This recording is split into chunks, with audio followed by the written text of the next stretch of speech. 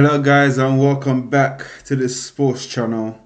It's English Premier League game 6 for Manchester United, or week 6 for the entire Premier League team. And, it's going to be United versus Spurs. They're coming to Old Trafford. So, yeah, we're going to have to be a better team that we've been in recent weeks. And, our form has been it's been up and down. 1 week we're happy, we're delighted with what we're looking at in terms of the pressing, the performance, how we're playing, goals, the movement, the individual players, they're showing qualities and things like that. So 1 minute we're happy, and the other, and the next minute everything's just upside down and it's becoming a disaster. And we're drawing games that we should be winning. We're creating chances but not scoring. We're having performances but not winning. And then we have a good game. We have 3 games that we had clean sheets, good defending. And then we have another game that it just looked like we ain't got a clue what we're doing in terms of defending. So it's been up and down. There's no consistency with Manchester United right now. We have a good week, we have a bad week, we have an okay week, and then we have a worse week. So it's just been up and down, literally just up and down in our performance, in the results that we're getting. Nothing seems to be clicking the way we want it to click. Like the entire ingredient is not coming together. If that makes sense, things are just not coming together. Things are not. They're not going according to plan. Even though, like for example, against FC20, we had a few we had minutes of good performance, and then we had lapses in concentration, which lead to the goal that is scored. So that has been pretty much that's pretty much what's been going on this entire season so far. But I know it's only week 6 in the Premier League. It's only the 6th game in the Premier League, but at the same time, I think we've won 3 games out of 7 now, if I'm correct. Yeah, I think 3 games out of 7. So this is going to be game 8 of the season, and we're going up against Spurs. Not to say that they are any better than us, but what we do know about Spurs is that they do have a way of playing, and they stick to that way of playing. Whether or not it benefits them or it doesn't, that's their business. I only concentrate on Manchester United, and for that reason, it's going to be a tricky one for us this weekend on Sunday. So it's going to be a very, very tricky one, and I'll be honest, I don't even know which way that game is going to go. I don't know how that game is going to end. And another thing that I want to bring to people's attention is that we know the way Spurs play. Like they push up high, they're pressing, and they try and force mistakes.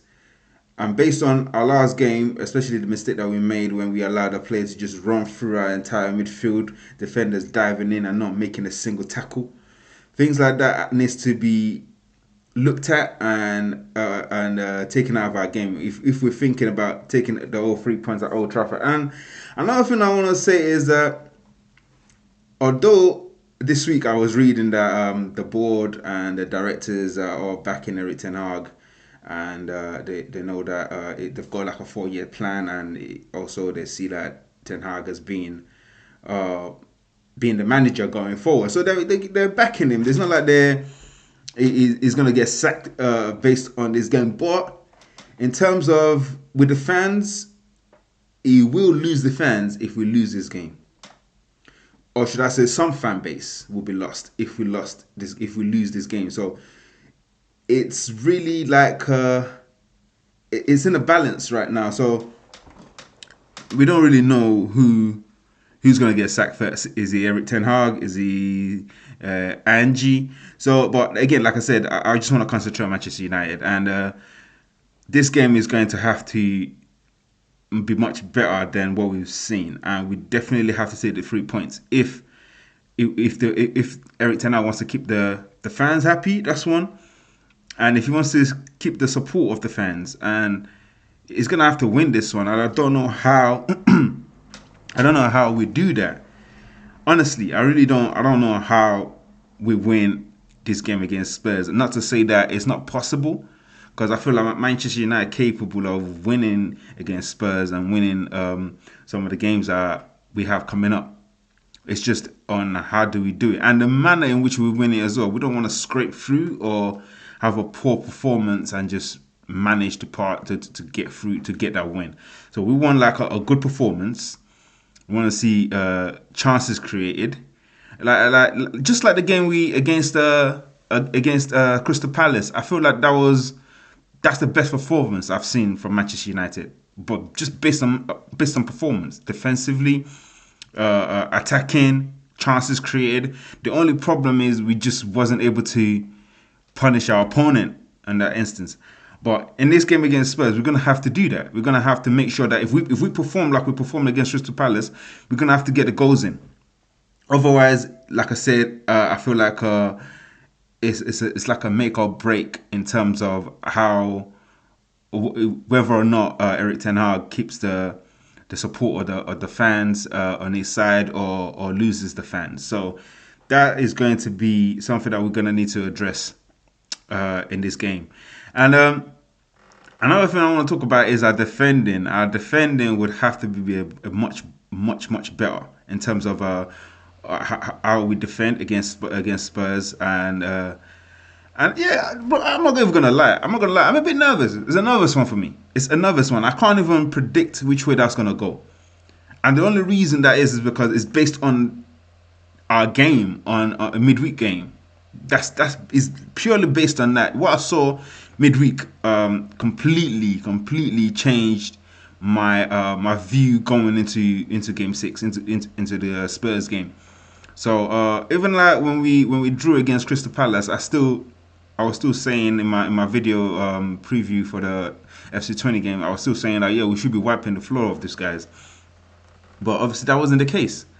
And I'm pretty sure if it was Spurs that played them, they probably would have scored more than the game that we scored. But we never know. We will never know. But the point I'm trying to make is that I believe Spurs are a better team than 20 at FC20. I believe they're much of a better team. And if we play the way we play against them, we are going to get battered at Old Trafford. And that is another record that, because I can't remember the last time Spurs actually won at Old Trafford. That's another thing that we as fans, we don't really want to see. Do you know what I mean? So Eric Ten Hag would have to come up with something in this game that is gonna keep the fans on his side and keep us happy in terms of our performance and winning. I don't expect anything else but a W. Like a draw is not good enough. A loss is not. It's not even an option in this case. We have to get that W. We have to win this game. Like we can't afford to far behind, especially if we're chasing top four this season. And that is my expectation of Eric Ten Hag this season, the top four. I expect us to get top four with the investments that we've made. I expect us to get top four. So we're gonna have to change. I don't know how we play against them, but I feel like it's gonna be one of those ones where we'll probably kick back, even though we're the one that are at home. We're probably gonna sit back. They're probably going to have the majority of the ball. I'm hoping it's not the case. Like I said, I want the same performance against Crystal Palace, but with the goals. That's just what I'm saying. And when I say with the goals, I mean the goals from Manchester United, as in our strikers, our wingers, our defenders, everybody contributing to that win. That's what I want to see in this game. But yeah. But again, I don't know how it's gonna go. I'm hoping that Spurs will play into our hand, and I'm hoping Eric Ten Hag is gonna come up with a formation or a plan or style that is going to pretty much expose ANGE Tottenham. Again, there's going to be obviously changes in terms of the starting lineup, who starts and who gets dropped. Clearly, we know that the back four is going to the back five is going to change. Probably, Aaron Maguire is going to be taken out, and I expect the Ligt to take his spot. So that's going to be a change, but I don't see much of a change to this team. But let's talk about the predicted lineup. Let's actually have a quick run through the predicted lineup. In goal, I don't think that's going to change. It's going to be Onana, obviously. Onana starts in goal, and Mazraoui probably will start right back. Centre back, like I said, Matthias de Ligt will come in for Harry Maguire, and I'm expecting Martinez to partner him in that defence. Even though they haven't, them two playing together haven't conceded in 3 games. Yeah, they haven't conceded in 3 games. So I'm hoping we're gonna keep a clean sheet with Matthias de Ligt and Lisandro Martinez in the playing centre back. And left back is Diogo Dalot. I don't think he's really done anything wrong this season. Nah, actually, yeah, he hasn't really put a foot wrong playing left back. Even though we know that he's not a left-footed player, but when he inverts into that midfield, woo, the way he plays when he inverts into the midfield, I'm actually liking that. So I'm liking what I'm seeing from him. So yeah, so that's the back five. Onana in goal, right back Mazraoui, 2 centre backs with De Ligt and Martinez, and a left back would be Diogo Dalot. Central midfield. This is where it gets a bit tricky for me, because I feel like as much as we need legs, we need creativity in that central midfield, and I'm talking about the 2 Odin players, one Odin and obviously one going up and down. Manu Ugarte would definitely start for me. It is our only defensive midfielder that we have, so he's definitely going to start because, like I said, it's the only defensive midfielder we have. So he gets a start from me, but it's who partners him. Who do we put in that middle with Manu Ugarte? Now, a part of me want to go Bruno. No, sorry. A part of me wanted to go Casemiro just to shore it up, that midfield. But at the same time, I might just shoot myself in the leg with Casemiro because I don't know what I'm gonna get from Cas right now. I'm not sure what Cas is gonna do. So a part of me wanted to say Casemiro, and that will literally just shore up that midfield, and Casemiro can keep going forward. He can play higher up, and Ugarte can be the Odin midfielder. But another partnership that I was thinking was, like I said, Ugarte starts. Do we now bring in Eriksen? That's another thing, because the way Eriksen's been playing, I do like the way he's been playing. Although, like, obviously, it was his fault that, well, I don't want to blame him. I blame the whole team, but he gave the ball away against FC20 for them to equalize. But at the same time, he's been balling. He's been good. He's been good. He hasn't really been terrible or been bad, except for that goal that he gave away. And to be honest, he scored a goal in the game as well. So I don't know what to make of that, but what I do like is creativity next to a destroyer and a tackler. We can have him progress the ball to the wingers or even down to Bruno.